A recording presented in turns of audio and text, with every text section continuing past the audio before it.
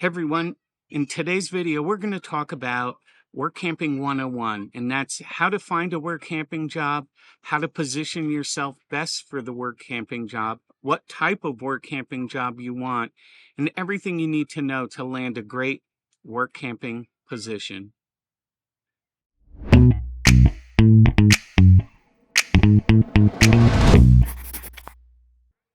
Hey everyone, welcome back to our channel. I'm Jim. I'm Corinne. And today we're going to talk about work camping and how to land that perfect work camping job. So I think there's a lot of things you have to go through. The first thing is just figuring out what kind of job do you want? How many hours are you willing to work? Do you want a full-time or part-time job? Do you want a paid or a volunteer job? Meaning, do you want to get money out of this, or are you willing to just get the spot and then you can just work some hours for the spot? What geography? Where do you want? Do you want to be remote in a forest, or do you want to be near a little town, or do you want to be near a bigger city?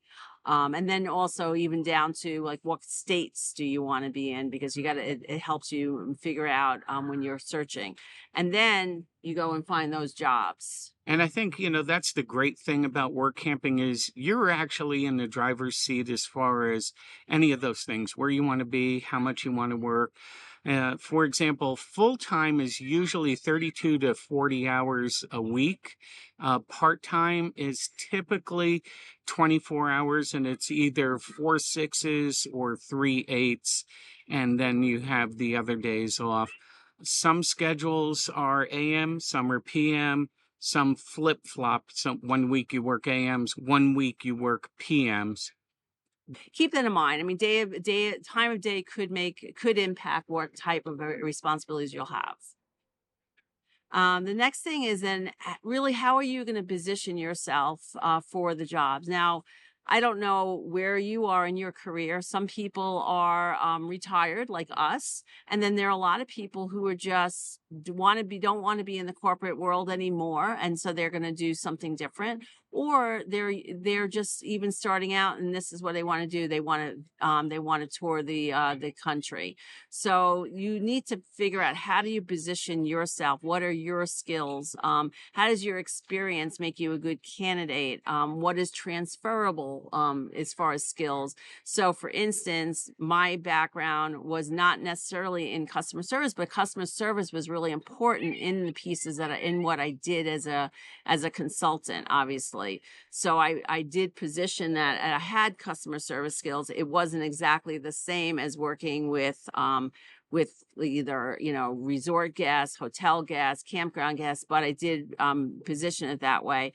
And then also thinking about your professional references, who knows of your work, who knows what kind of worker you are, and could actually vouch for you if you need to provide references, which normally you're going to need to provide some kind of reference. At this point, we'd like to ask you, if you're enjoying this video and find it beneficial, please take a moment to hit the subscribe button and like the video. It definitely helps us produce these videos, and we appreciate all the comments that we get also. Thank you. And then the last thing, I think, is really creating that resume that's going to sell you.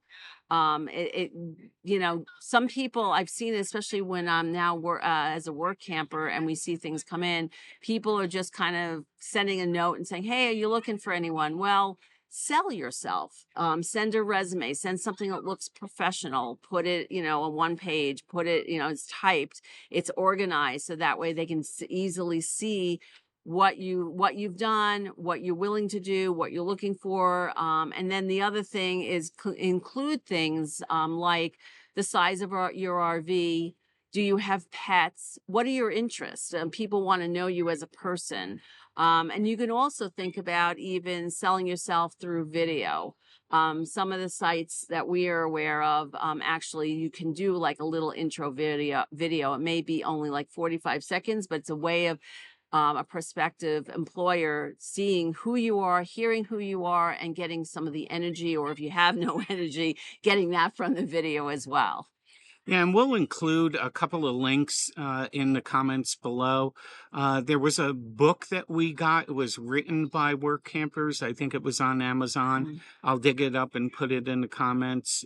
And also some of the sites, I'm thinking of one in particular, workcamper.com, they pretty much walk you through step by step on creating your resume and how to create a good resume. Yeah. And I think they're an excellent resource. And we'll talk a little bit about the sources of where you find these jobs in a little bit. In fact, I think they're, just to talk about them for one more second, and again, not plugging them. We don't get anything for plugging them, but they have been, their resume, the way it's organized, I find to be the best organization. And again, it walks you through. So I'm not plugging them, but I think they are really, I do think it's really beneficial the way they do it. And then they make you look, their resumes are going to make you look like people, but also it's very professional.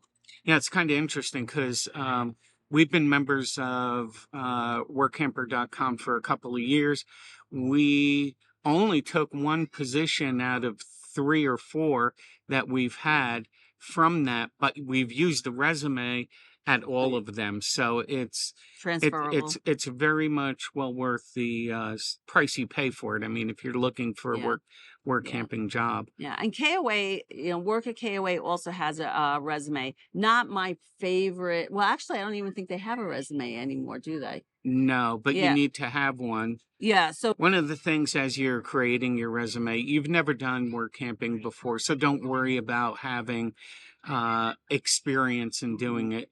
The jobs are very easy to be trained, whether you're indoors and working on computers or some of the jobs are at conservatories and you just need to know a little bit about the place that you're working.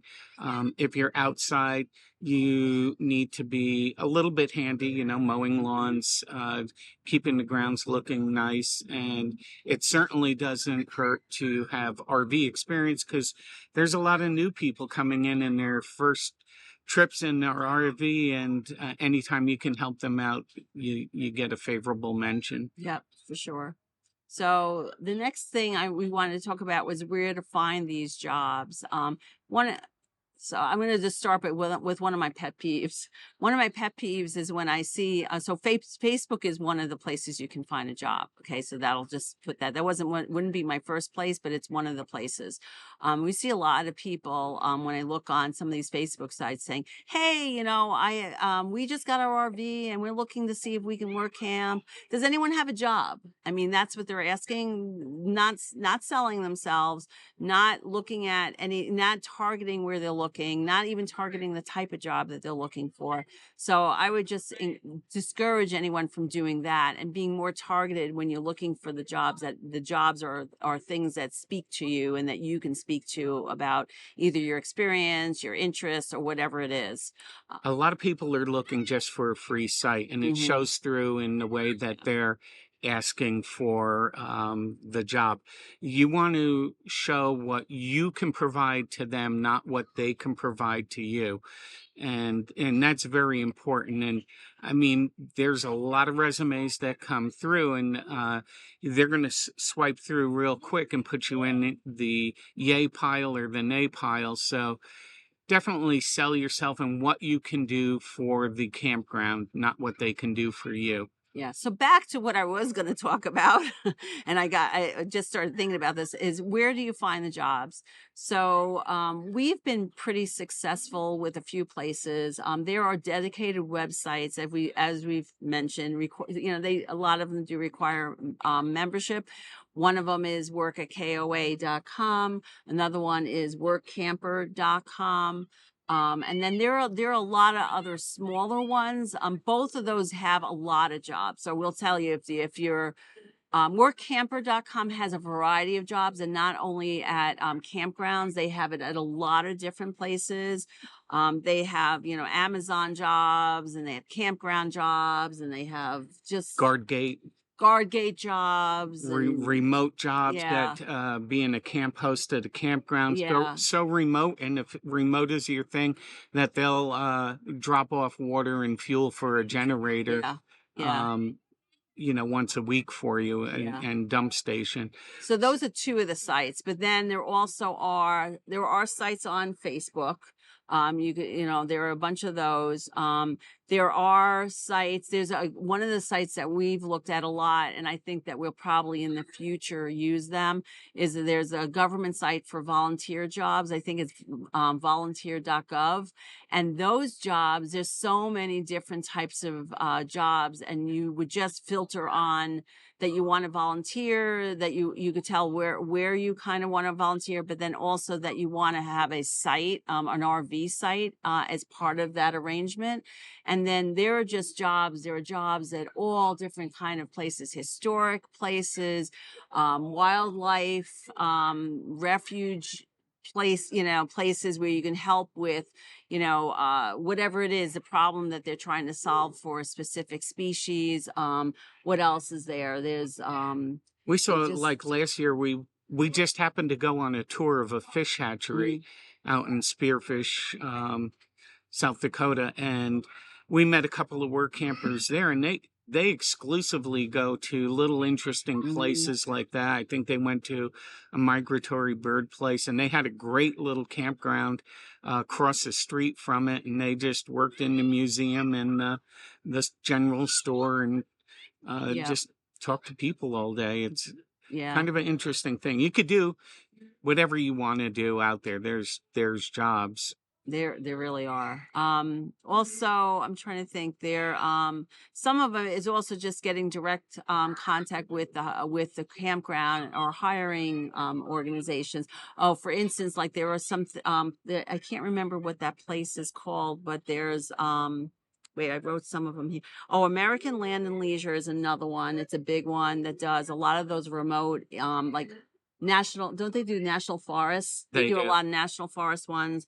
There's, and then there's another one that is very interesting. They've got a lot of interesting opportunities, all different types. A lot of them I've seen have been either for conservatories or for I'm trying to think, like national parks. It's called coolworks.com.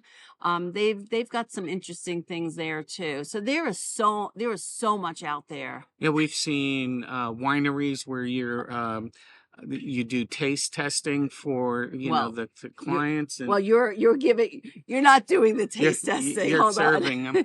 You're serving them. They're doing the taste testing. Exactly. But, also keep in mind what size RV or camper that you have. Right. Because a lot of the national parks and the Forest Service and state parks, you're going to need a smaller RV. They'll put usually in the ads exactly what the size limit is and if they can accommodate it. Some places are free. They comp you 100% of your spot. Others, like where we're at now, is KOA, and we pay $250 a month out of our wages that we earn in order to pay for our spot. And then there are other places that I've seen that actually will give, not that we've gotten it, but other places will give basically all the money that you pay, they'll give it back as a bonus. I mean, there are lots of different arrangements. A lot of places do give bonuses if you make it through the whole season. And I think this brings us to basically your commitment. So you want to get the agreement between you and the work camping site after they've reached out and say they want to hire you. You want everything in writing. There's a lot of times and a lot of horror stories that we read that, when people get there, it's all different. And so, get it in writing. A lot of times these jobs are gotten 6 months to a year in advance. So you want to check in frequently with them to make sure that you're on top of their mind and that things are still the same. You don't want to get to whenever you're supposed to show up and they say, oh, things have changed, we hired somebody else type of thing. But basically honor your commitment. Right. Oh, yeah, for sure. I think some of the things that you can do, like the next category to me would be how are you going to evaluate your offers? Hopefully you have maybe a few offers. I mean, you're in a spot where you've got maybe 2 or 3 that you can evaluate. So some of the things that I thought of is like make sure this is very clear. How many hours weekly are you going to work and what is the schedule? If there are two of you working, are you working together or are you going to work separately? And whatever that, just make sure you understand that and that you're okay with that. What is the hourly rate? If you are getting an hourly rate, and will you be paid for all your hours, or will some of those hours go towards your campsite? That's how some of the places do. And then also, what will be the responsibilities that you will have? Yes. So Again, if they yeah. say 12 hours worked goes towards your campsite, make sure you get in writing if that's 12 hours per person or 12 hours Yes. per couple. You really need to nail it down. Otherwise, you might be in for a surprise when you get there. And we're not telling you this because we're so wise. We might have had some of these faux pas ourselves. So also one of the things that we also ask is, where is the site? Where is the site that you're going to be on? And if you can look on, like, you can say to them, hey, I have a copy of your campground map. Where is it? And most of the time they're not even on the map. So they'll say, well, it's over near this building, or it's over here. And then if you can go on to Google Earth or Google Maps and kind of do the satellite view and look at it, that will help. If you can't get a good feel of what it looks like, you might want to ask them to take pictures. We've done that before too. Can you send us a shot of the site? Because we want, that's going to be your home. It's not just like you're just going to be there for a few nights. You're going to be there potentially for 1, 2, 3, 4 months, maybe even you want to more. know what the weather is like. Yeah. Do your own research on the weather. We had Sure. picked a campground, and after doing Google searches, found out that they had frequent flooding during the spring when snow melted and rains came, and and work campers got flooded out. So do your Google search. Right. And then the last thing when you're evaluating the offers is, when is your start date? When is your end date? Is there any flexibility? And make sure you have, again, that in writing. All of these things I would want to have in writing. That way you're just not going to, you've gotten all, to me, that covers everything. And you'll at least you'll know what you're getting. And then there could be no disagreement when you get there. One thing I was thinking of as far as paying for your site, there is a difference between, let's say you work 24 hours a week and 6 of those hours go to your site. There's some places that will subtract those 6 hours and then pay you, and other places that charge you for the 24 hours and take it out of your check. Well, then it becomes more of a taxable situation. So you want to make sure that that's clear, especially if you're retired and looking to keep your income expenses down as far as taxes are concerned. So I won't say what place it is, but it is a pretty big chain of active 55 RV resorts that does that. So you want to know. There is, the more we do this, the more we learn. So you just have to be careful. Leslie, if you have any questions or we left anything out, please ask a question in the comments below. We're pretty good at getting back within a couple of days to all our messages, and we'll be happy to help you and point you in the right direction. I wish you, it's a great opportunity. There's so much stuff to do out there. It's a nice way of seeing the country. And because sometimes you can also pick out, if you don't want to necessarily stay in an area for more than a couple months, you might be able to pick up a lot of these and, finish off the season type of things. There's just a lot. There's just so much out there. So in fact, that's a great way to start. So last year when we did our first work camping job, we were into July already, and somebody had left a campground.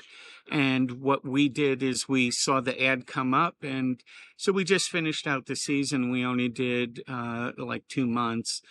But that's a great way to get your foot in the door, get some actual experience on your resume. Yeah. As we said, there's 1,000 different ways to do it.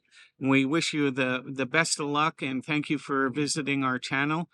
Until next time, have a great week, everybody. Bye. Bye-bye.